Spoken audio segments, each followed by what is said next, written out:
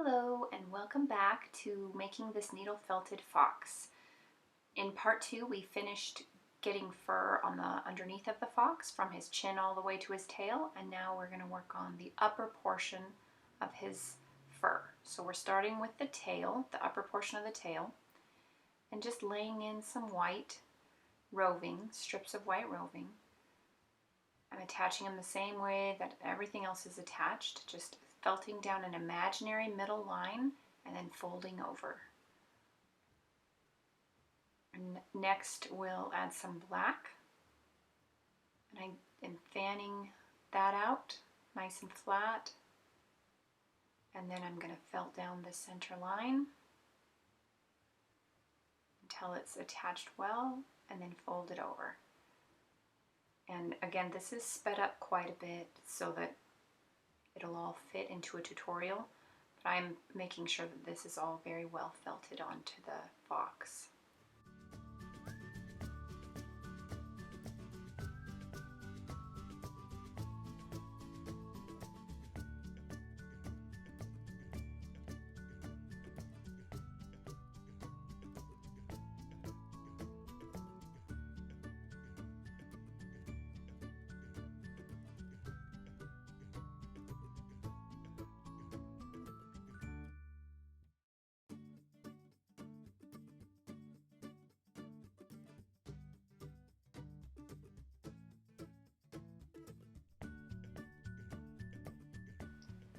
Next, I'm going to do a little bit of layering of color just near the tip of the tail. So first I'm laying down the reddish color, and then I'm going to just directly on top of that lay some black. And this, instead of being blended together, it sort of gives it a kind of a look like the fur is being held open and you can see to the undercoat. So I'm just going to felt down the center of that set of wool and fold over. And then I'm going to do a similar thing, but I'm just reversing. I'm going to lay the black down first and then the red so that it sort of keeps alternating.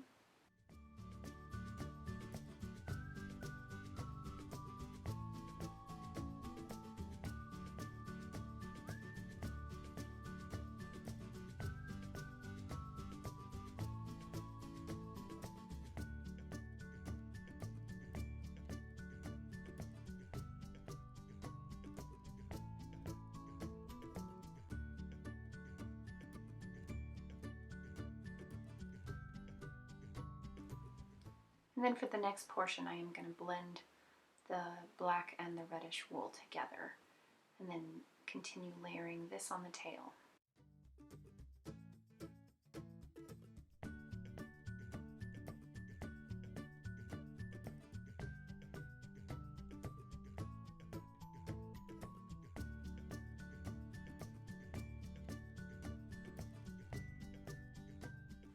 And right here I noticed that there's a little piece of white roving that is just too bright white, so I pulled it out.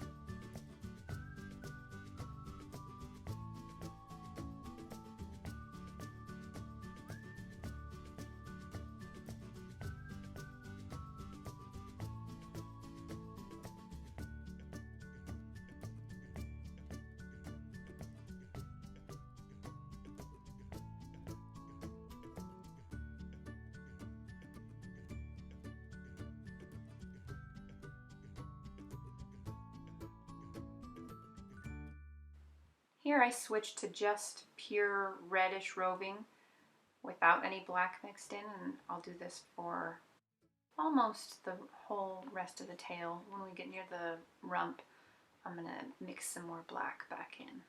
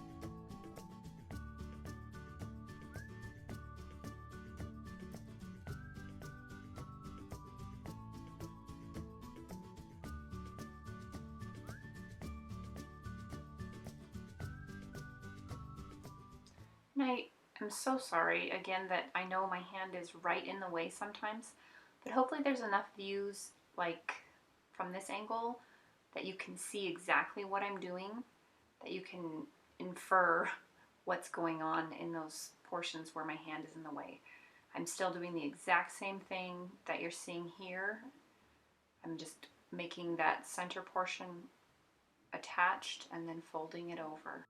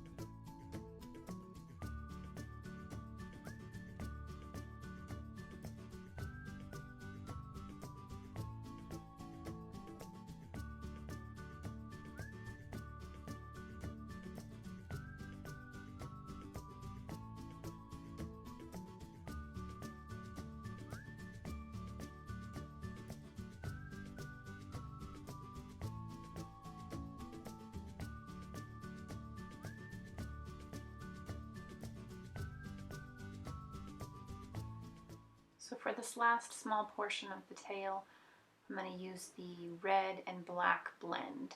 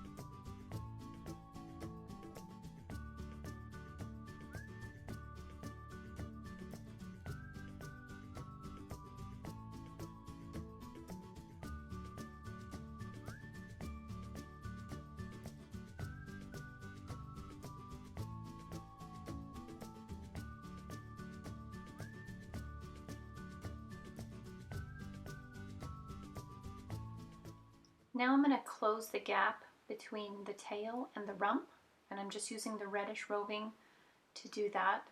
So I'm lifting up the wool that's already in place on the very end of the lower back so that I can attach some reddish roving right in there underneath it.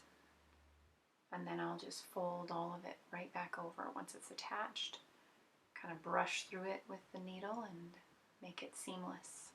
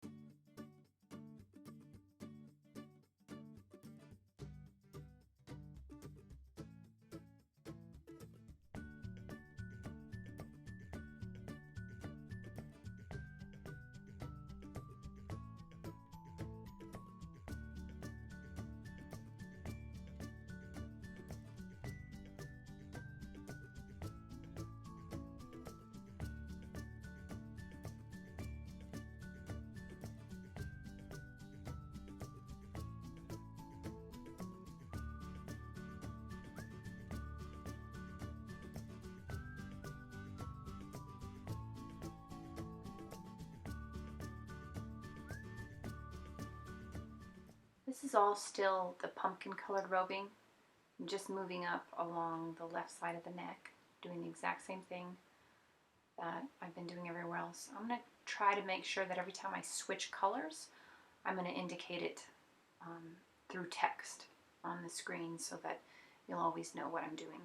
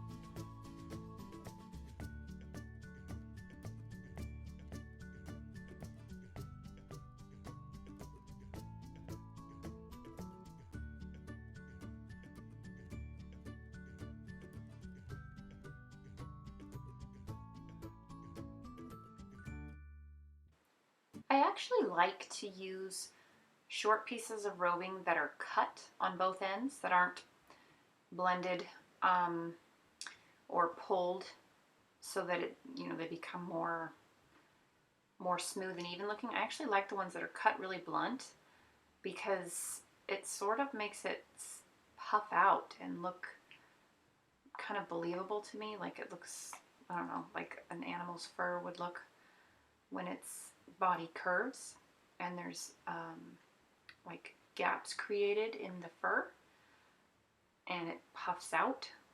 Somehow when the roving is just blunt on both ends, it really gives that look and makes it really believable.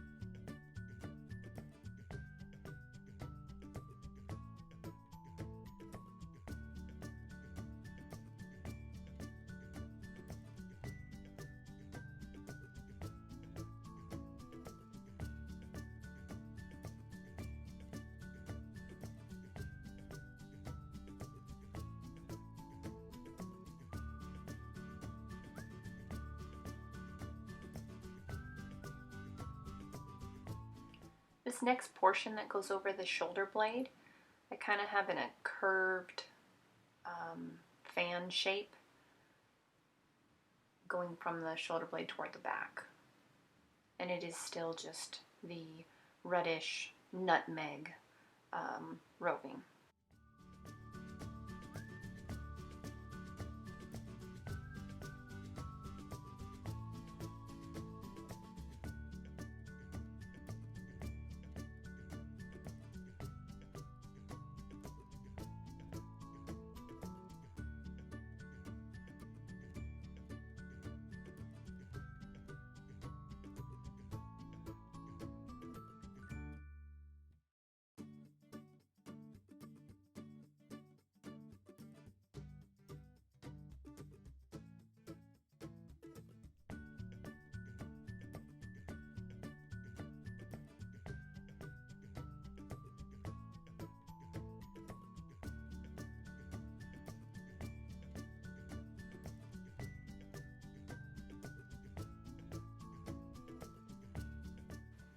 I'm just adding a little bit more white to the inner portion of the knee.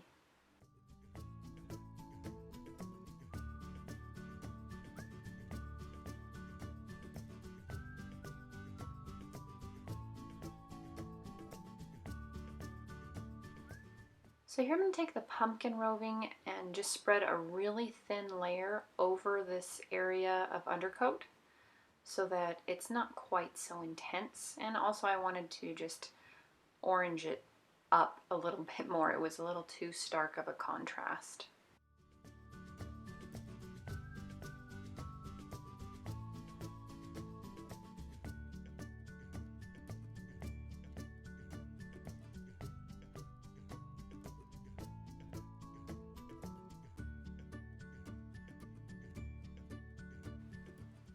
It's really hard to see, but I have a very small piece of black roving, and I'm just increasing that little black shadowy area that is behind the shoulder blade, just so that it is a little bit more visible.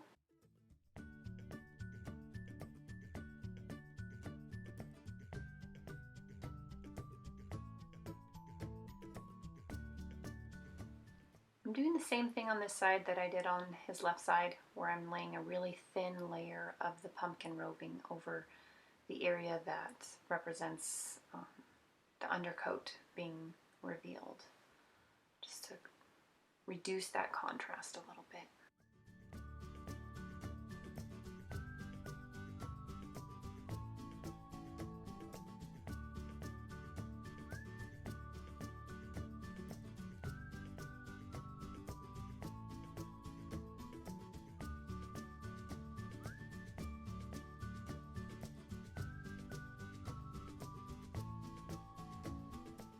I'm doing the same thing here, but with the reddish nutmeg color, so that it's just a real thin layer, but I just wanted to get a better blend of the color right there, where the red and the brown are sort of blended, and then it changes so that there's not brown anymore. So it's just a sort of a transition.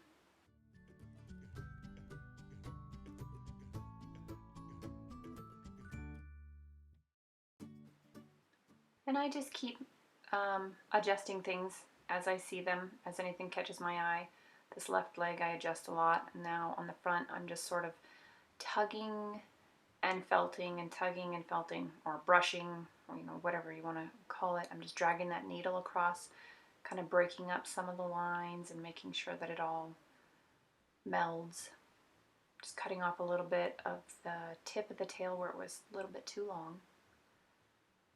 And just messing with the overall look, trying to make sure it's how I want it. This left leg I spend a lot of time just poking and adjusting, because I felt like it kept wanting to do its own thing.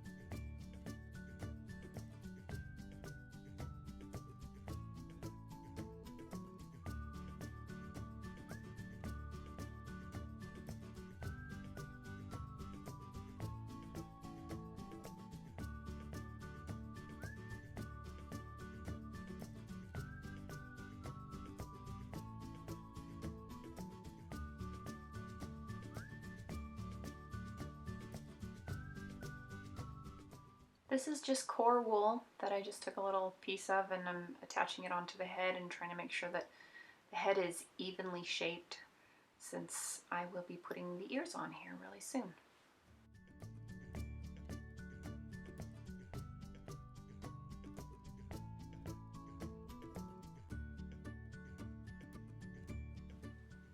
Now I'm going to make the ears of the fox, so I'm going to use a small piece of the core wool roving that the whole sculpture is built out of. I'm just folding it over on itself to make a triangle shape. I'm going to lay this onto the felting pad, and then I will just felt it onto the pad. It'll become flat and fairly felted. And then the final felting of the ear, I'm actually going to do in place on the fox's head so that I get the final shape that I want.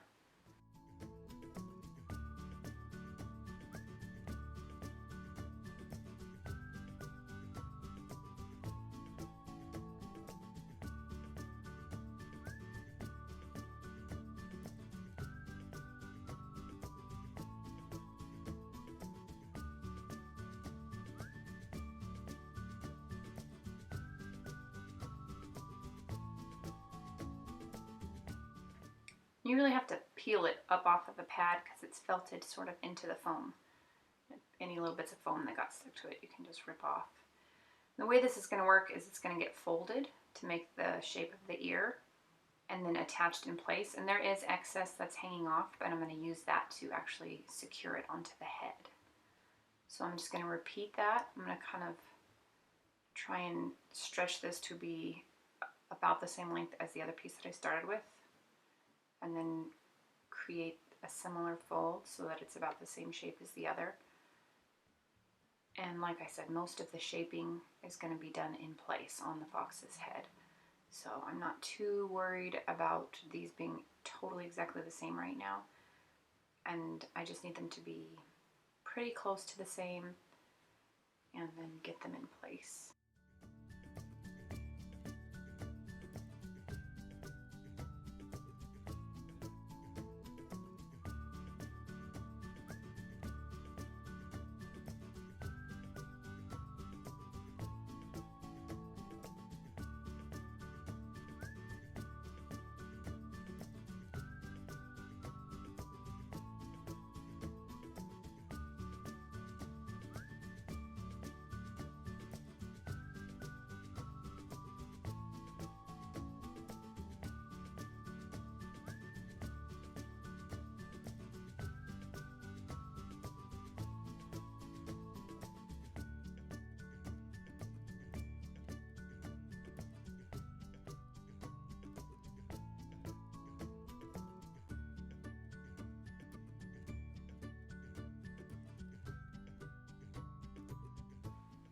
I'm going to put some black wool roving at the ear tips of the ears while they're still not attached to the fox.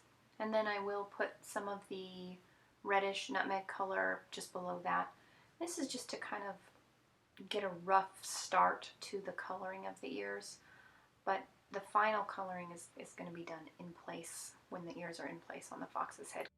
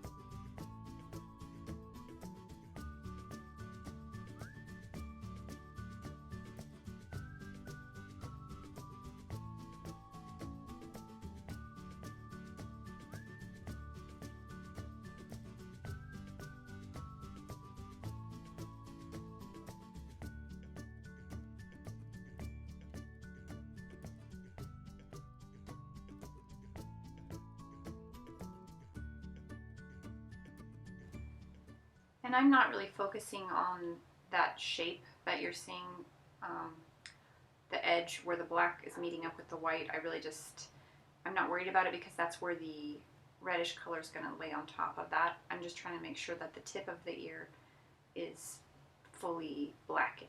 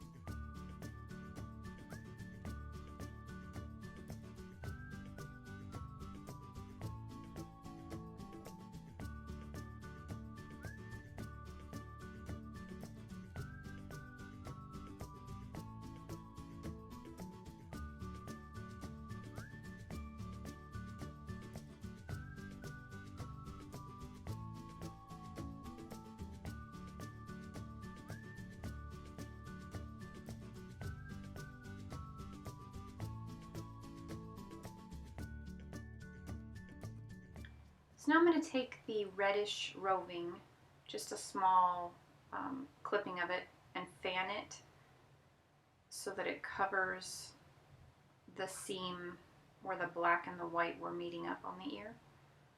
And then I will just felt that on top.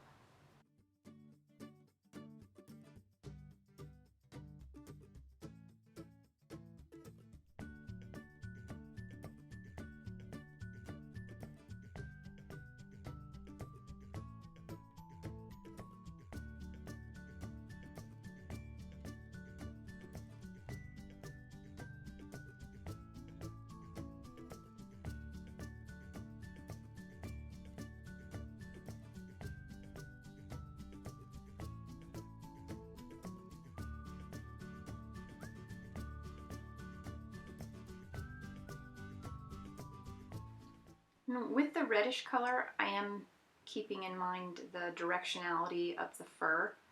So with the black one, you really can't see, so I just felted it all solidly in place. This one, I'm making sure that the strands of roving are all laying in a direction that the fur would go.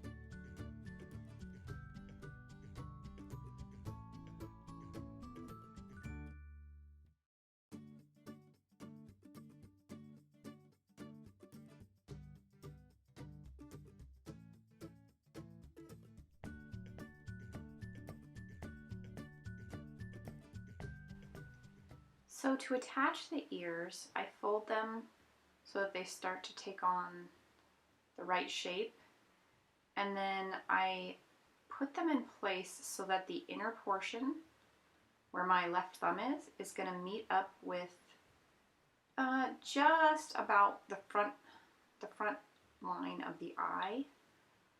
And from this angle it's a little hard to see, but if you were looking straight on, trying to line it up right with the front edge of the eye. And then the other corner of the ear is going to be tacked in just about at the height of the eye, and a little bit, I don't know, maybe 2 eye widths back. And I'll just get that tacked in place. And one thing to really keep in mind is that you don't want to start tugging backward on the ear. So if anything, I like to err on the side of the ear being too far forward rather than pulled too far back. Because if it's too far forward, it's pretty easy to just keep tightening it up and correcting it and making it more straight. But if you pull and get the ear felted in place, tipped backward, so see how the ear, I have it leaning a little bit extra far forward, that's okay, because it's going to straighten out just through the process of the felting and attaching it and shrinking it down, because it's still larger than it will end up being in the end. So as I felt it in place, it'll tighten up, and as it tightens up, it's also going to pull the ear more straight up. So err on the side of it leaning too far forward, and you can always tighten it more in the back, and then it'll pull it up. I'm just going to felt it in place using the extra wool that was sort of just hanging off there, and then I will tighten that all up so that the head remains the correct shape. And the ears, they're kind of a fiddly portion of the felting, so just take your time with it. I do a lot of messing with the ears over a long period of time until I finally get them how I want. But all of the messing with them keeps tightening them up, so it's just something to keep in mind, that I usually do make the ears a little larger than they need to be, and then felt them tighter once they're on the animal's head. This is just the excess of the ear. I'm just going to felt that into the head itself, so these ears will be very, very attached.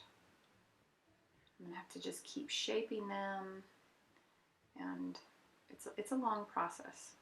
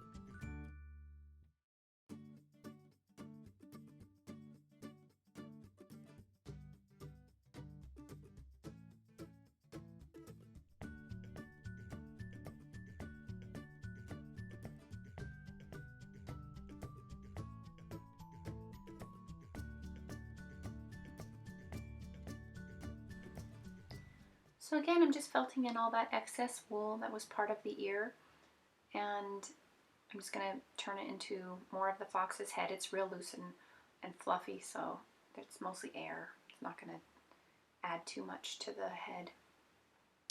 And I'm keeping that ear pulled forward so that it doesn't accidentally start going backward. Just keep the ears pointing forward.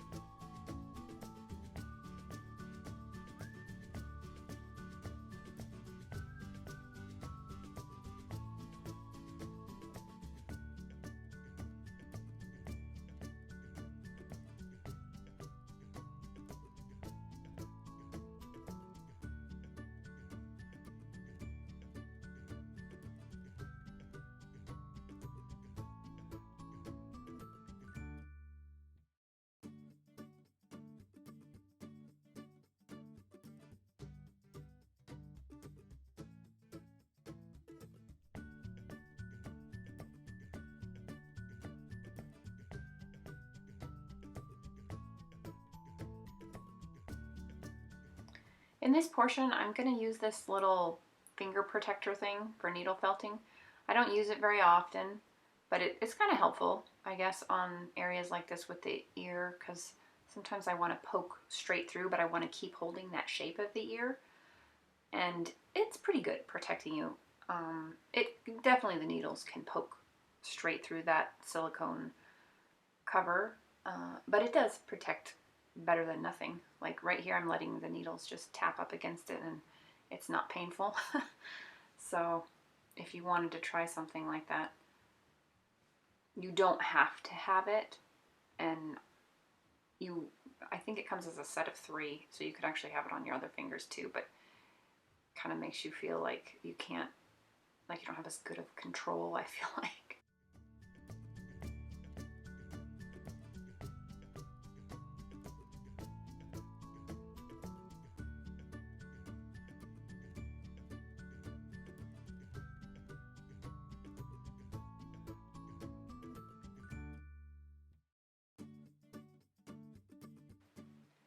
I'm going to do a lot of felting downward toward the head. So in a direction going from the ear tip toward the head to shrink up the ears. Both of them need to be shrunk, and especially I feel like the one on the right is going to take a little bit more shrinking up. And then I'll also go along the edges of the ears and just felt right along those front edges so that it really tightens up those edges and holds the shape. And well, basically the whole ear, just kind of keep felting on it. I have my thumb on the inside so that it kind of holds that open shape. And then I sometimes will felt from the inside of the ear, sometimes from the outside. And it just takes a while, it takes patience and a lot of shaping.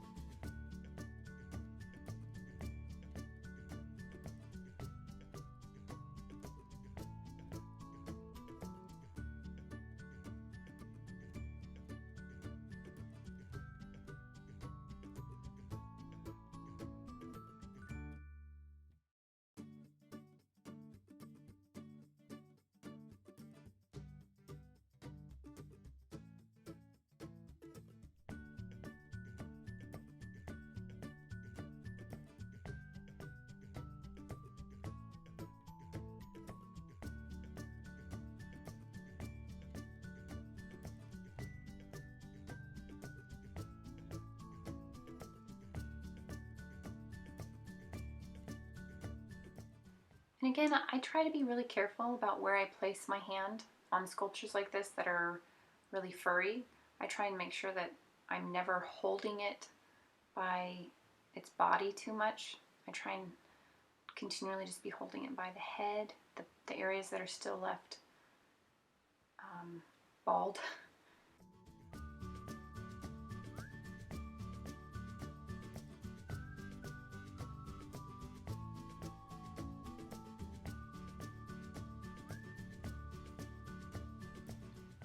So this part where I'm just felting downward toward the head, I hold the tip of the ear pretty often just to keep it from getting pulled too far back. And sometimes I felt right through the tip of the ear. Right here I have it folded, and that's just sort of to refine the shape to make it more pointy. And I know it's really terrible to see right now. I'm just continuing to felt all along the ears, along the edges, just tightening up the whole thing and just really holding it with my other hand so that it can't get pulled too far backward, and that it sort of holds its shape.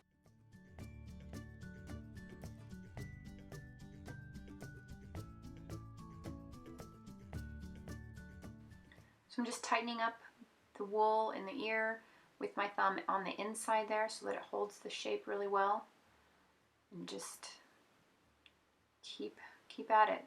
And again, here I have my thumb on the inside, and I'm also holding that tip of the ear forward while I'm felting down. Now I'm just working on the point of the ear. I'm just going to continue doing the same thing.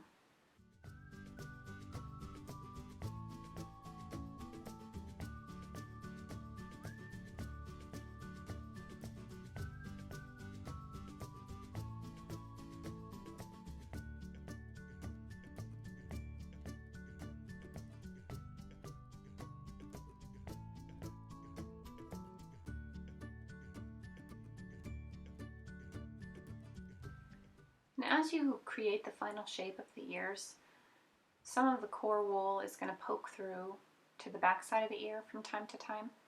You can just cover it with more wool. I just laid on a little bit of black wool right there just to fill in some of the white that was starting to show through. And I'll have to do it again in later stages. But that part is pretty easy. You can even do it right at the very, very end and it'll still look great. Right now all we're focusing on is just getting the correct shape of the ears.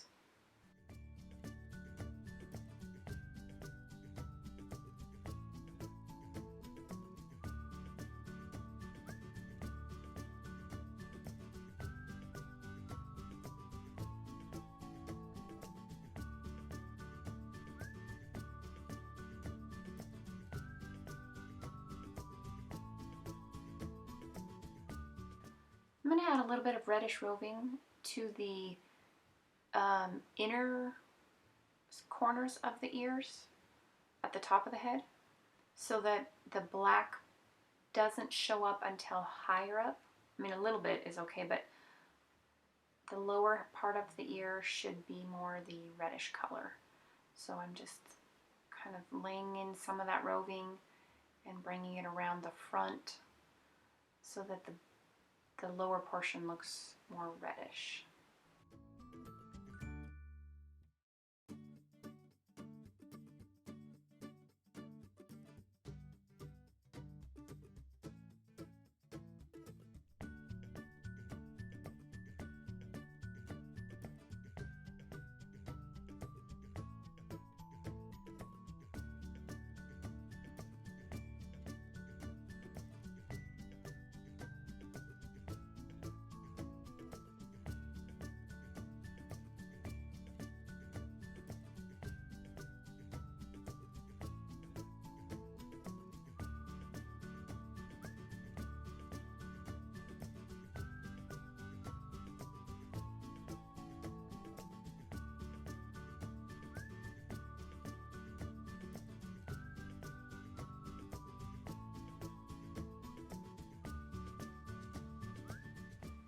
So now there's a pretty good foundation for these ears, and the rest of what needs to be completed is the face, all the details on the face, and of course the details of the ears, and just finishing up. So that will all be in the final part of this tutorial. See you there.